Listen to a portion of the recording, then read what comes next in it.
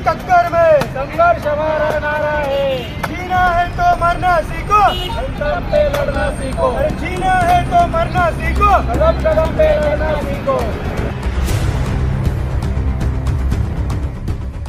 राष्ट्रवादी काँग्रेस पार्टीचे ओबीसी सेलच्या वतीने प्रदेश उपाध्यक्ष ॲडव्होकेट सुरेश आव्हाड यांच्या नेतृत्वाखाली दिनांक 8 ऑक्टोबर रोजी सकाळी 11 वाजता दोन्ही भांडी आंदोलन करण्यात आले। काही दिवसांपासून पंचवटी परिसरात पाणी पुरवठा कमी दाबाने होत असून अनेक भागात रस्ते देखील नसल्याने अनेकदा आंदोलने करून देखील प्रश्न मार्गी लागत नाही।